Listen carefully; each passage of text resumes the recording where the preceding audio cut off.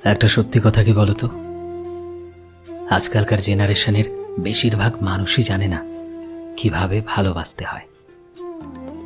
বাজার থেকে কোনো একটা দামি গিফট কিনে আনলে বা দামি কোনো রেস্টুরেন্টে খেতে নিয়ে গেলে ভালোবাসা হয় না বন্ধু।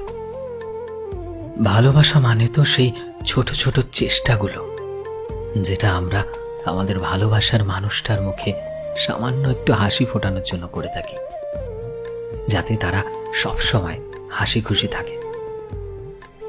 যেভাবে তুমি তাকে হাসানোর চেষ্টা করো, যেভাবে তুমি তার কান্নাকে আটকানোর চেষ্টা করো, যেভাবে তার পাশে ঢাল হয়ে দাঁড়িয়ে থাকো, সেভাবে আর কেউ পারে না। রাস্তায় চলার সময় তুমি তার হাতটা ধরে তাকে সেফ সাইডে রাখো, আর তুমি জীবনের ঝুঁকি নিয়ে গাড়ির সাইডে চলতে থাকো। এটাই তো ভালোবাসা। এভাবেই তো ভালোবাসা দেখাতে হয়। আর ভালোবাসা বাড়ে সময়ের সাথে সাথে আরো বেশি করে। একটা সত্যিকারের ভালোবাসার মানুষ সারা দিনই তোমার থেকে তোমার সময় চায় না। সে চায় না তোমার সাথে ঘন্টার পর ঘন্টা কথা বলতে।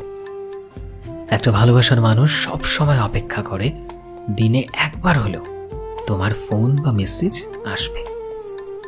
I love you, I miss you, ব্যাস এইটুকু। ভালোবাসার মানুষ চায় তোমার সাথে কোনো জায়গায় গিয়ে একান্তে নিজের মনের কথাগুলো খুলে বলতে। সে চায় তোমাদের স্পেশাল দিনগুলোতে তোমার সাথে কাটাতে।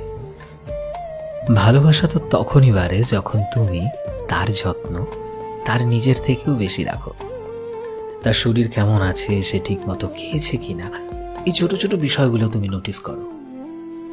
তারা সব সময় চায় এটা শুনতে, তোমার জীবনে সে আসলেই কতটা স্পেশাল। আর দিনের শেষে সে এটাই শুনতে চায়, তোমার জীবনে আসলেই সে কতটা দামি। আর এটাই তো সত্যিকারের ভালোবাসা। এভাবেই তো ভালোবাসা বাড়ে। আর এটাই তো অ্যাকচুয়াল রিয়েল রোম্যান্স।